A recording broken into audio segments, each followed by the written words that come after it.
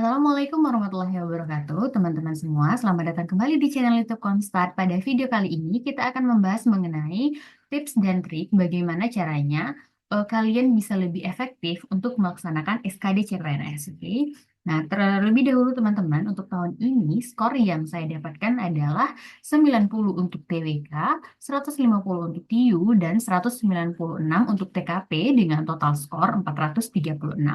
Oke, kita langsung bahas ya, teman-teman. Ini adalah catatan yang saya buat ketika saya akan melaksanakan SKD ya, teman-teman. Oke, kita bahas terlebih dahulu. Ini adalah tipsnya, teman-teman. Yang pertama, sebelum mulai ujian, tulis pecahan istimewa dulu. Jadi begini. Saya adalah tipe orang yang bisa menghafal sesuatu, tapi kalau misalnya nanti saya recall lagi nih hafalan saya dalam kondisi waktu yang cukup singkat begitu, itu memerlukan waktu dan kemudian bisa saja nantinya saya keliru gitu ya.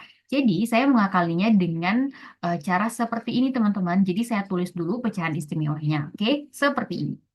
Nah, ini contohnya, jadi nanti situasi pada saat kita akan melaksanakan SKD itu teman-teman, misalkan ya, kalian itu nanti jadwalnya di sesi pertama. Misalkan di sesi pertama kalian datangnya jam 8, bukan datangnya.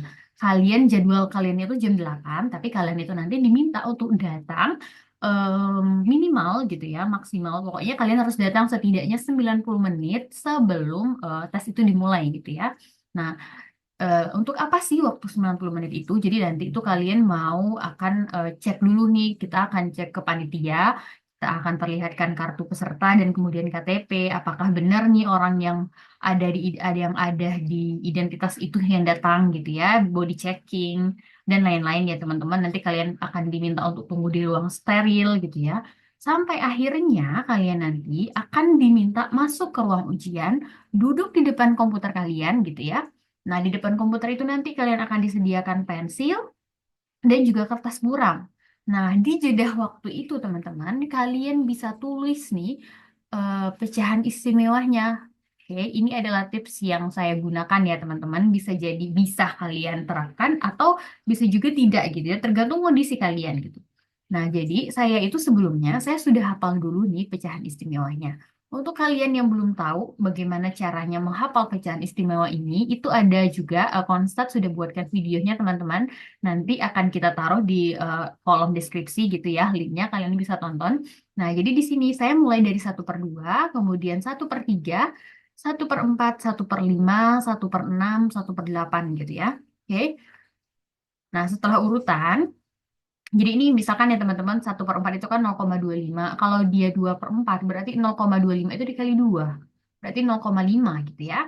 Kemudian 3/4 itu berarti 0,25 dikali 3 gitu ya. Berarti 0,75 atau ditambah aja nih. Ini ditambah 0,25 jadinya 0,5. Kemudian 0,5 ditambah 0,25 jadinya nanti 0,75 gitu ya. Oke, nah jadi ini bisa saja menurut saya ini bukannya nggak fair ya. Menurut saya ini fair saja karena kenapa? Karena ketika kita masuk ke ruangan itu kita kan dikasih kertas yang sama gitu ya. Kertasnya kosong juga gitu ya. Kalau misalnya kita nanti mau tulis ini ketika waktu sudah berjalan nih, tank 100 menit yang kita cuman 100 menit yang cuman kita punya, kita mau nulis ini dulu. Jadi sebelumnya itu saya udah hitung ya teman-teman, menulis pecahan istimewa di atas seperti ini itu saya butuh waktu 2 menit gitu. Nah, jadi nanti pada saat persiapan yang lainnya masuk supaya pada saat menunggu waktu nih semua apa namanya anggota orang yang akan tes pada sesi itu masuk dan duduk pada pada depan komputernya masing-masing.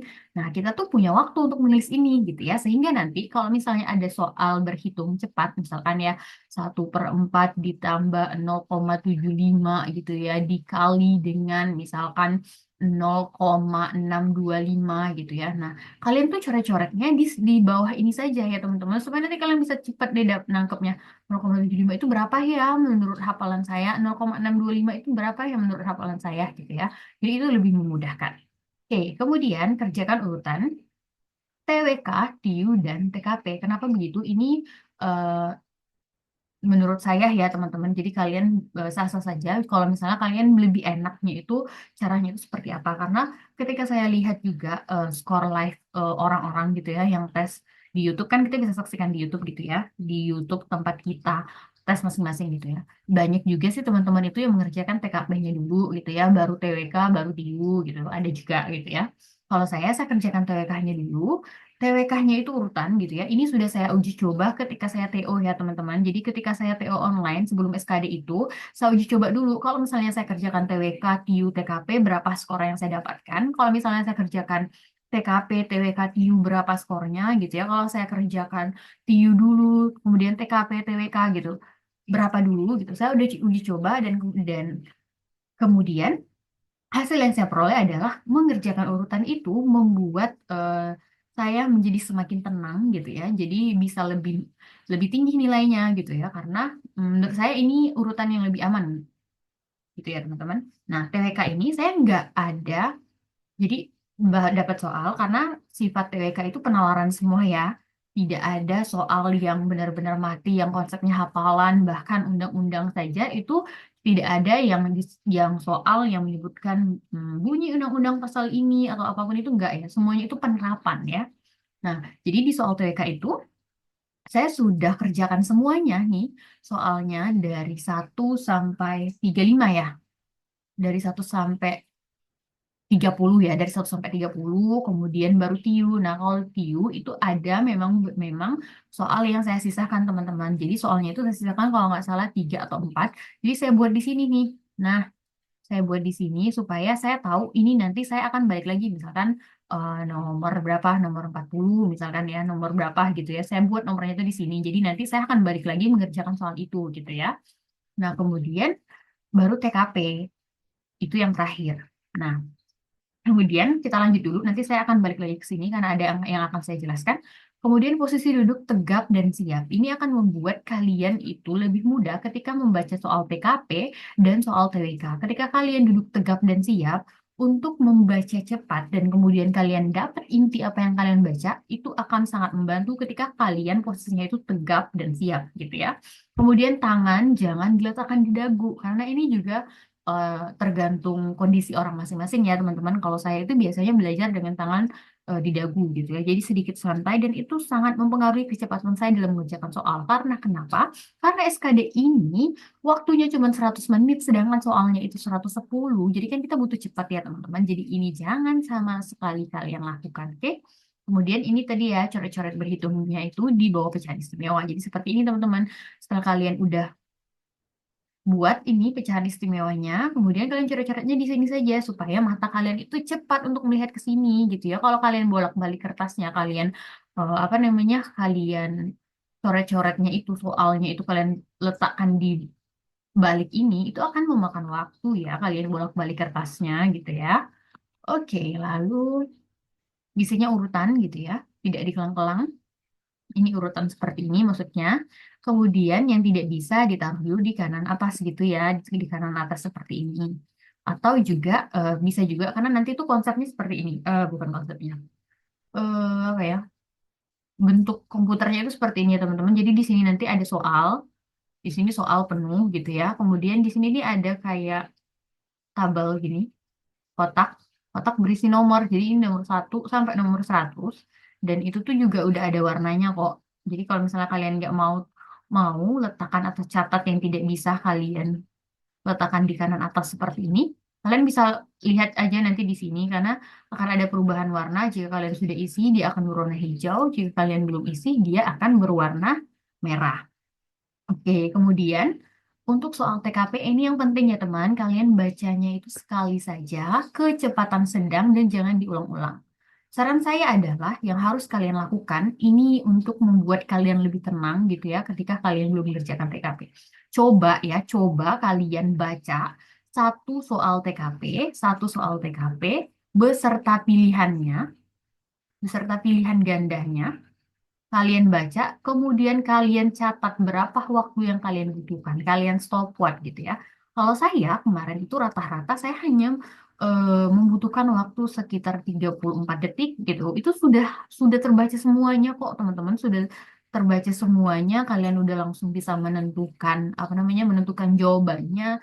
Jawaban 45 itu udah ada di tangan gitu ya. Kalian cuma butuh waktu 34 detik per soal. Ya. Nah, ini bisa membuat kalian tidak panik karena kenapa?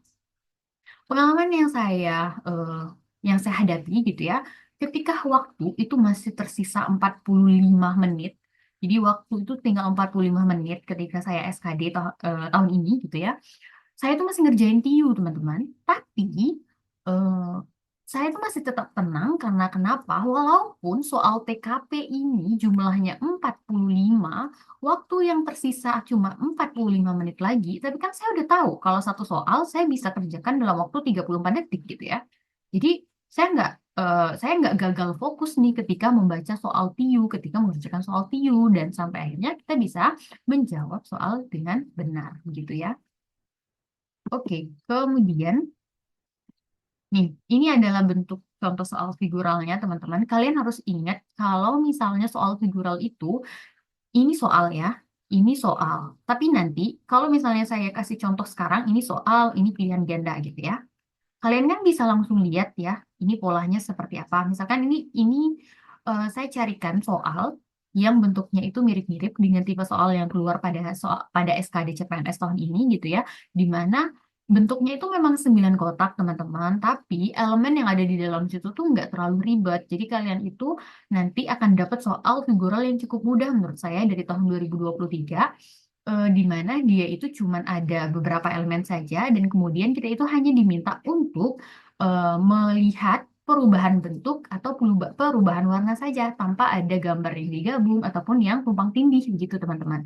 Nah, ini adalah soal yang di YouTube gitu ya, yang saya berikan contohnya. Tapi nanti kalau misalnya di real SKD-nya, ini bisa jadi soalnya itu 9 gini. Tapi nanti pilihan gandanya itu di sini ya, ini B, C, D, dan gitu ya, D, E. Jadi kalian itu harus, kalau mau lihat polanya, kalian harus scroll ke bawah gitu loh teman-teman. Jadi dia tuh gambarnya tuh nggak bisa dikecilkan, jadi gambarnya tuh besar dan sampai akhirnya kita tuh butuh waktu untuk scrollnya gitu ya, ke atas ke bawah untuk lihat pilihan jawabannya. Itu juga menurut saya cukup apa ya, perlu dilatih mungkin supaya kalian bisa cepat melihatnya. Kalau di sini kan kita tidak ada kesulitan apapun ya, maksudnya ketika ini ada gambar, kemudian ini pilihan jawabannya gitu kan. Oke, kalau ini hitam putih dia jadi hitam, kemudian putih hitam dia jadi hitam, berarti yang putih-putih ini kayaknya nggak mungkin gitu ya. Kita bisa langsung eliminasi. Tapi kalau misalnya kita harus scroll dulu pilihan jawaban A, B, C, D, E-nya, itu sedikit memakan waktu dan itu harus kalian latih menurut saya. Oke? Oke, sekarang coba kita bahas dulu yang ini ya teman-teman. Jadi soalnya itu bentuknya seperti ini saja. Tidak terlalu rumit kalau misalnya kalian sudah selama ini sudah belajar apa ya, contoh soal figural yang lebih rumit dari ini. Ya semoga kalian bisa menjawab nanti soal dengan tipe-tipe seperti ini ketika keluar di SKD gitu ya. Jadi dia cuma perubahan bentuk saja. Lihat ini dari sini kemudian diputar 90 derajat, diputar 90 derajat gitu ya. Kalau ini berarti dia ke atas, oke, sudah sama semua bentuknya. Kalau ini putih kemudian jadi hitam, ini putih berarti yang hitam gitu ya. Berarti ini kita coret dulu. Kita mau yang hitam saja gitu ya. Ini satu, kemudian dia dua. Ini satu, dua. Berarti jawabannya yang A. Gitu ya teman-teman. Oke, kemudian ini adalah bentuk soal barisan dan deret. Jadi ketika saya mengikuti SKD tahun ini, teman-teman, soal barisan dan deret ini cukup sulit ketika sehingga saya mengerjakannya itu di dua soal barisan dan deret itu di terakhir gitu ya teman-teman. Karena eh, ketika saya mengerjakan TWK udah oke, kemudian TIU saya sisain dulu yang saya nggak bisa sekitar 3 atau 4 nomor, dan itu tuh adalah soal barisan dan deret dan juga apa ya, dan juga soal figural satu kalau nggak salah. Tapi TKP itu saya ketika ngerjain TIU, di TIU itu masih sisa waktu 45 menit ya teman-teman. Saya tuh masih ngerjain TIU. Kemudian saya lanjut ke TKP. Saya sudah selesai mengerjakan TKP itu, saya masih punya waktu sekitar 8 menit untuk kembali lagi mengerjakan soal TIU yang saya nggak bisa, yang tadi saya letakkan di kanan atas gitu ya. Nah, oke. Sekarang coba kita lihat dulu. Jadi gini ya teman-teman, ini kan kalau misalnya kita lihat, ini berarti dikali 2. Ini berarti 4, ini dikali 6, ini dikali berapa gitu ya, kita nggak tahu ya. Oke, kalau misalnya ini mau jadi ke 6, 2 kali 6 itu kan 2 dikali 3, ya kan? Bisa jadi ini 6 kali 3 nih. Kalau 6 kali 3 berarti 18 nih. Kalau 18 kali 4, berapa? 8 kali 4 itu kan 32 gitu ya.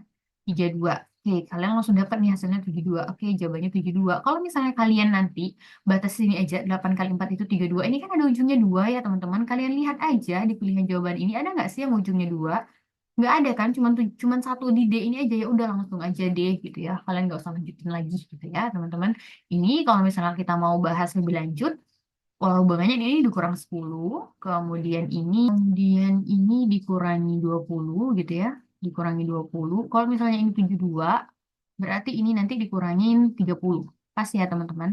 Ini jawabannya itu D. Kemudian kita lihat lagi contoh satu lagi barisan dan deret. Ini pasti ya, kemudian ini pasti hasilnya itu dikali ya teman-teman. Karena kenapa? Dia tuh selalu naik, ya kan? Kita lihat aja, ini berarti dikali berapa? Ini dikali 1, ini dikali 2, oh ini berarti dikali 3 gitu ya teman-teman.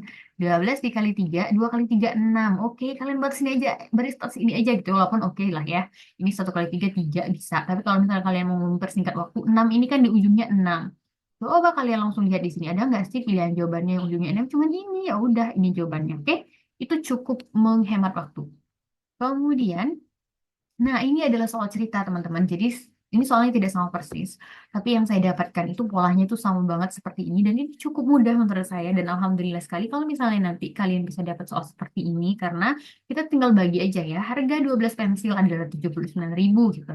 Jika Hani hanya akan beri 6 pensil, maka uang yang akan dibayar itu berapa? Ini kan cuma 79 dibagi 2 ya, teman-teman. 79 dibagi 2 itu adalah nih, 39.500 sehingga jawabannya itu A. Jadi soal ceritanya yang saya dapatkan cukup mudah, hanya seperti ini saja. Kemudian ada juga soal rute ya, teman-teman. Soal rute itu ada satu yang masuk yang saya ingat. Kemudian ada soal apa ya? Soal membaca tabel. Nah, membaca tabel itu ada dua. Kemudian soal figural itu kalau nggak salah 5 sampai 6. Lalu deret. Deret itu ada 3, kemudian apa lagi ya? Oh ya, silogisme nih. Ada juga soal silogisme, kemudian analogi kalimat ada, tapi nggak ada analogi kata. Saya nggak dapat analogi kata ya teman-teman. Saya dapatnya analogi kalimat. Kemudian apa lagi ya? Soal cerita seperti ini. Dan saya yakin pasti setiap orang itu punya soal cerita yang beda-beda yang dia dapat gitu ya. Perbandingan senilai, perbandingan senilai itu masuk ya teman-teman. Perbandingan senilai, perbandingan kuantitatif itu masuk. Kalian harus harus apa ya, belajar ya, minimal kalian sudah dapat berapa banyak ini kalau misalnya kita sudah tahu bentuk-bentuk soalnya yang benar gitu ya di TIU untuk mengumpulkan poin di TIU itu eh, bisa sekali. Karena kenapa? Karena bentuk-bentuk soalnya itu sudah padu sekali ya, yang rute seperti apa, barisan dan deret seperti apa, kemudian yang apa ini membaca tabel ya, ini membaca tabel gitu ya teman-teman. Oke, kemudian ada yang sedikit berbeda. Ini saya coba tampilkan dan buat lagi nih soalnya gitu ya. Soal silogisme. Jadi di kisi-kisi kemarin itu kita tahunya soal silogisme itu dua premis ya teman-teman, dua pernyataan kan di kisi-kisinya. Tapi yang saya dapatkan itu adalah begini. Lihat ya soalnya, kalian perhatikan. Semua karyawan di perusahaan X adalah tenaga kontrak yang berpendidikan SMA. Kalau saya bacanya, saya nggak tahu juga ya jawaban saya ketika di SKD itu benar atau tidak, saya nggak tahu gitu ya. Tapi menurut saya, ini premis satu, kemudian ini cuman, lihat, karena alasan tersebut, perusahaan ingin mengupgrade karyawannya. Ini tidak masuk di premis kalau saya mikirnya, teman-teman. Lalu langsung ada ini, sebagian tenaga kerja perusahaan X yang berpendidikan SMA akan dirumahkan. Itu menurut saya premis dua gitu ya, sehingga tipe soalnya itu ada premis satu, kemudian di tengahnya nanti itu dikasih apa namanya, dikasih kalimat lagi yang ini hanya membuat kita supaya kita panjang membacanya saja gitu ya, karena diletakkan di tengah-tengah ya otomatis pasti kita baca gitu ya. Dan kemudian itu memakan waktu gitu ya. Kalau misalnya kita udah tahu ini tidak masuk di premis, bisa jadi kita nggak baca gitu ya teman-teman. Dan ini adalah tipe soal yang terbaru menurut saya, karena tahun-tahun lalu kayaknya belum ada yang membuat soal premis seperti ini gitu ya. Kayaknya baru muncul tahun ini deh. Ketika saya tes tahun 2023 ini juga belum ada. Kemudian ini adalah premis keduanya. Sebagian tenaga kontrak perusahaan X yang berpendidikan SMA akan dirumahkan. Nah, kita jawabnya itu kayak biasa saja, tapi hanya ini saja ya teman-teman. Perbedaannya itu hanya kita diberikan apa ya ini namanya? Kita diberikan kalimat di tengah-tengahnya, yang menurut saya itu menjadi apa ya? Ini hanya akan menjadi kayak pengecoh supaya kita bacanya saja, gitu ya.